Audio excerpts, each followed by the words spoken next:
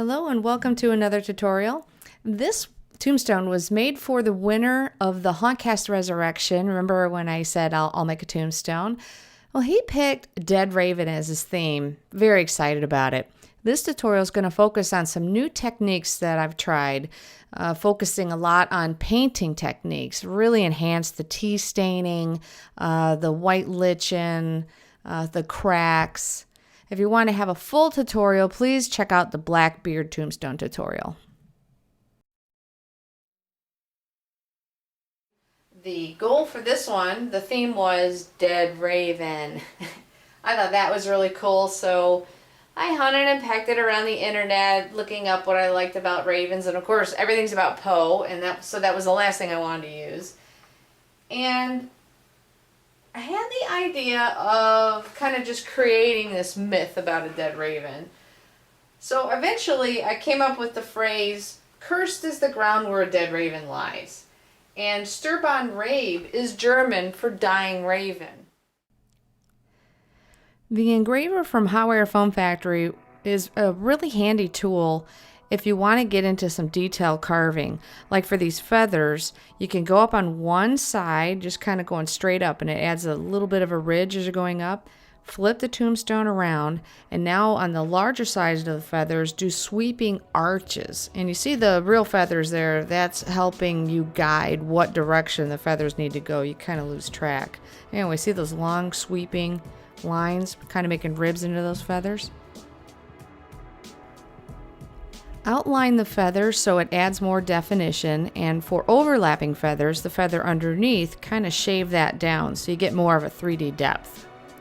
The engraver is also great for very small, tiny, complicated epitaphs and fast work.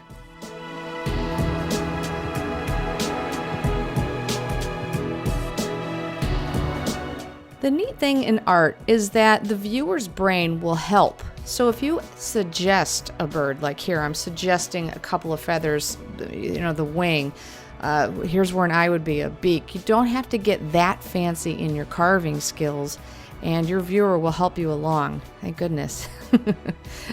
Kind of dug that out and use a little scrubby to kind of smooth down any background.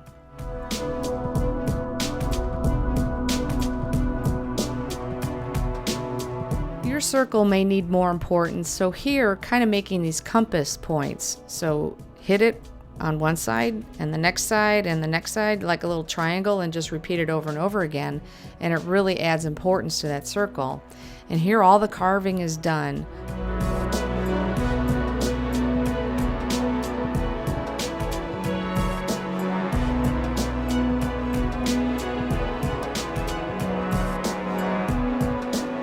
To get a chipped stone look in your base, you can use those shapeable blades on the industrial tool.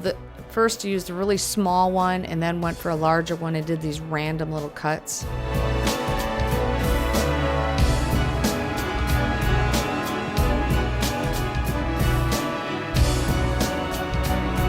The blade on the industrial knife is good for adding a feathery look to the side of your tombstone. And keep it straight, because it's really easy to angle and then it's kind of whacked out, so you got to constantly keep your arm perpendicular. Starting to like smoother sides on the tombstones, and that the sanding pad on the Drumming Multibacks is good for that, so kind of feather it off the feathers and then sand it off the sides. The cracks, when you look at a crack, it's actually skinnier than you think. I've been making some really thick cracks, so tried something new. Use an X-Acto knife, kind of knocked it on both sides, and then kind of chip away. And don't worry if you leave kind of like ridges or stuff like that. It just adds more to the natural look.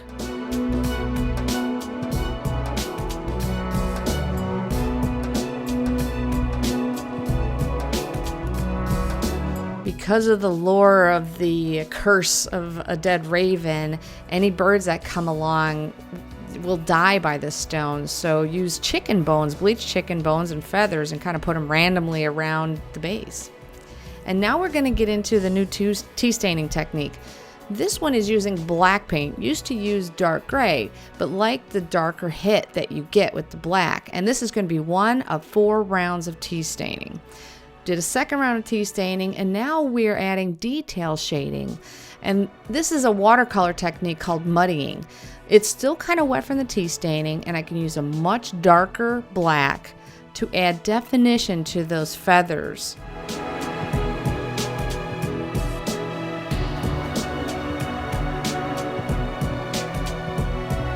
This is a new green, using green, brown, and yellow to get that limey green look there. And we're going to do the accent coloring before the dry brushing. Yes, it looks really kind of obvious. You can see the raw sienna step already put on there. But when you dry brush, it's going to tone that down, but add a lot more realism. So pick your spots on where you want to put these colors. Don't be too crazy with it.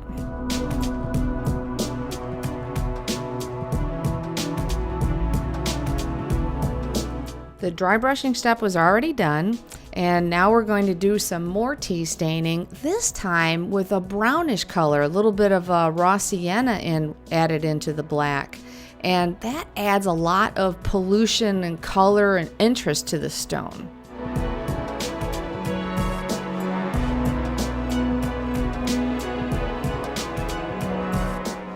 Gonna do some more detail shading again while the last tea staining step is still wet. These wings demanded that they must be a lot darker, and let that dry. And now a final tea staining step with even some more brown added to it, and just kind of pop it on there. And you're gonna see in a second how when it gets down to the bottom and it's a thicker paint, and how much more detail and mudding you get. Oh, I love that look.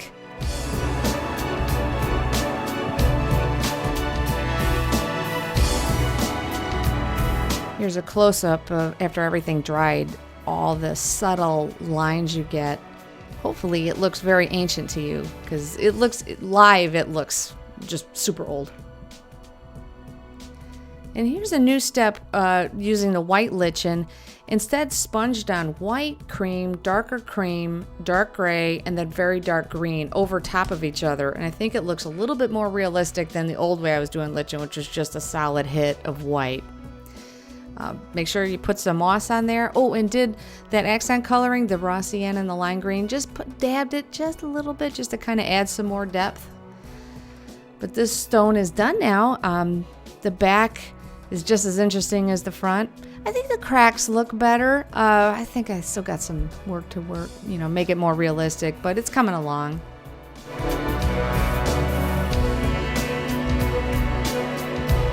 Well, want to thank Mike again for helping with the Hauntcast Resurrection. It was a pleasure making this stone for you. It's a pretty dramatic stone. Loved the theme. Great job. Well, thanks for watching. Take care, everybody.